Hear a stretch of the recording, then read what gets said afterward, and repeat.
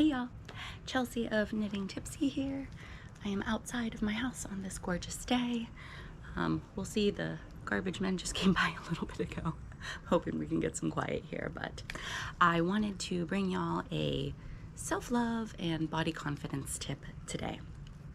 I know that I said that this week's video was going to be the vlog from our Bahamas trip, but it is Valentine's Day week and I'm still feeling all the self-love energy vibes, so I thought this would be better.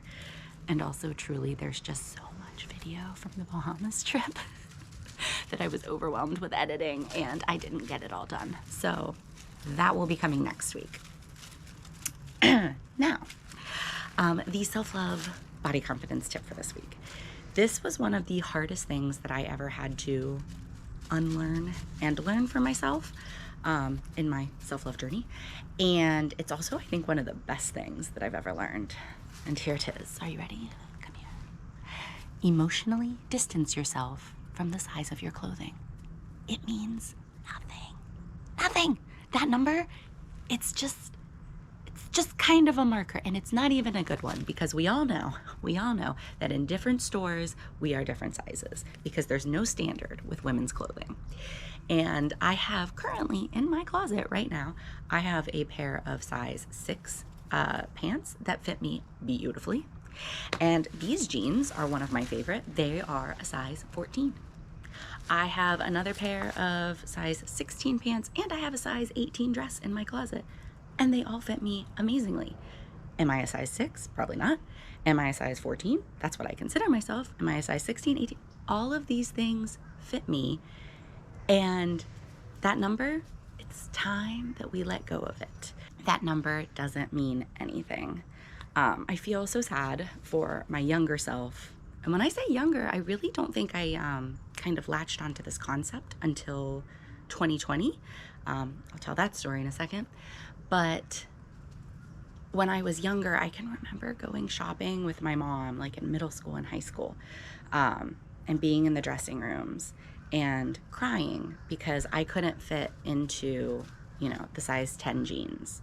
Back in the early 2000s, Abercrombie, Hollister, American Eagle, the largest size jeans that they carried in store was a size 10. Sometimes maybe a size 12, sometimes, but it was a size 10. And so my entire high school, being a tall, curvy person, I was hell-bent to be a size 10 so that I could at least fit into the clothing that all my friends were wearing. I do have to acknowledge my body privilege here, that I am able to live in a body and in the past that I can shop often in stores. A lot of times today I'm now out of that extra small through large range, so there are still some stores that I can't shop in because the largest size that they have is large. But it's nowhere near what other bodies experience in terms of exclusion and fat-phobic, racist beauty ideals where they can't even shop in store. So just acknowledging my privilege there for a second. But the leaves are really falling down. This video is chaotic, isn't it? Okay. But I can remember being so upset that something wouldn't fit me and crying and thinking that there was something wrong with me. I can also remember, being a young adult in my 20s, and if I went shopping, my mood for the day, my entire, just the whole day would revolve around whether I could fit into those clothing or not, because then I would tell myself horrible things if I didn't, that there was, something wrong with me, or the guilt and shame would come in that I had gained weight or my body had changed. And that's what bodies are supposed to do. They're meant to change. They grow, they shrink, depending on what we're going through in life. And there's no shame in being in a bigger body. There's no shame in being in a smaller body. And it makes me really sad for my past self that I put so much of my worth and value on that clothing size number. So I'd been practicing for several years, trying to wrap my head around the fact that the size doesn't matter, but it was still there in the back of my head until 2020, pandemic came, and I was outgrowing a lot of my clothes and I needed a new pair of jeans.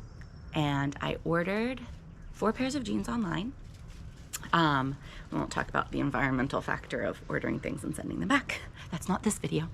But I did. I ordered 4 pairs of jeans with the intention that I'd return the ones that didn't fit. And I allowed myself to just put on the pair of jeans that were the comfiest, like to keep the pair of jeans that looked good and felt good without caring what the size was. And I picked the biggest size. It was a size that I had never, I don't even think tried on in a store before, and I had never considered myself that size.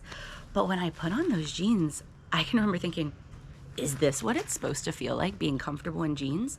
Because apparently for 32 years, I had never been comfortable in jeans before, if that's what comfort actually felt like. And it was really liberating, and I wore those jeans all the time. The pair of jeans that I have on right now, they are a size 14, and these ones are a little stretchy.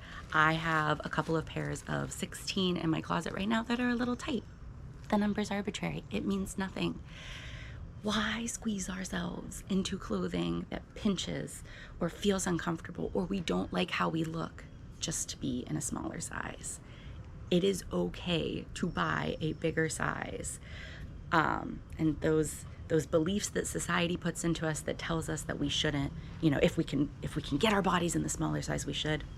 It's just horseshit. Buy the size clothing, wear the size clothing that you like how you look and that you feel comfortable in. Looking at this from another perspective, as a maker, it's the same kind of thing.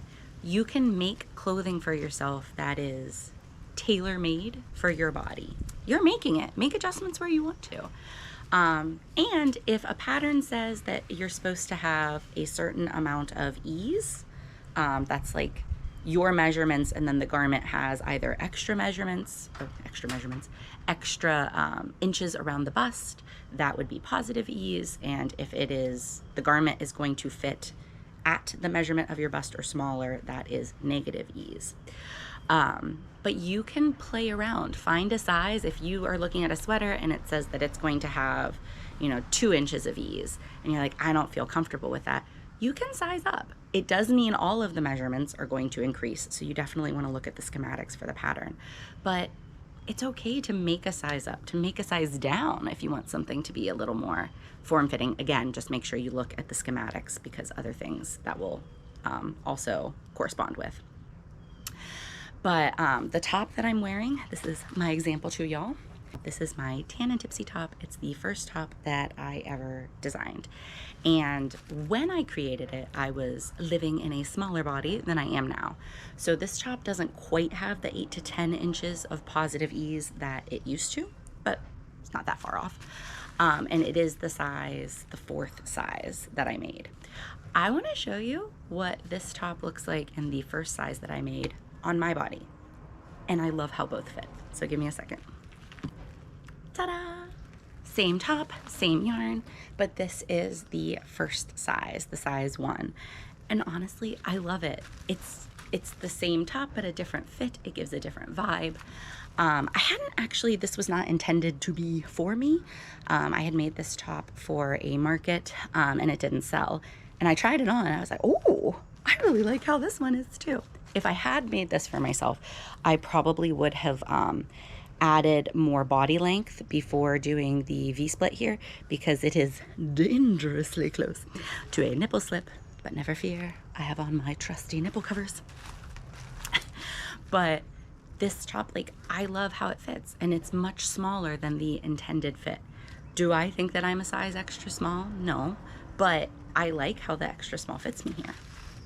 So if you are a maker, don't be afraid to play with sizing and to play with modifications. And if you are not a maker, but you shop for clothing, like many of us have to keep our bodies warm and comfortable. Although, wouldn't it be nice if we could all be naked sometimes? Anyways, if you are buying clothes, don't be afraid to size up or to size down. And again, I know that this comment, you have to acknowledge the privilege that some bodies may have a very difficult time finding clothing if they want to fit their own size or even a size up. And I just want to say that I think that's, again, horseshit, and beauty standards and clothing companies need to become more inclusive. But for those of us who can, I think that really distancing yourself from that number can liberate you a lot. It can make you feel more confident in the clothing that you're wearing. I feel really fucking foxy in this. My size 14 jeans and my extra small top here. I love how I look, and because I feel confident and I feel beautiful in it, I think I project that whenever I step outside of my house or here on camera. I hope I do at least. But there it is, the self-love body confidence tip. I feel like that was a little lengthy, but I am working with a new camera. I kind of hope that this looks a lot better than my other ones. Fingers crossed. Thank you so much to everybody who shopped my birthday pattern sale and also my Ko-fi members. It is because of your support that I was able to purchase myself a vlogging camera. I'm here on a GoPro and I love it. I still have a lot to learn though. So I just wanted to say thank you. But again, coming up this week, make sure you are subscribed here to my YouTube channel so you don't miss. We have the Bahamas vlog coming up. Soon I will have a new design diaries episode with some exciting things. I finished 2 more makes that I want to show y'all on my Show Us Your Knits playlist. And yeah, just lots coming up. Again, please make sure that you like and share this video if you liked it, and let me know in the comments what you think about this tip, or if you yourself have any self-love tips or body confidence tips that you'd like to give to others. Thanks so much for watching, y'all. I hope you have a wonderful day.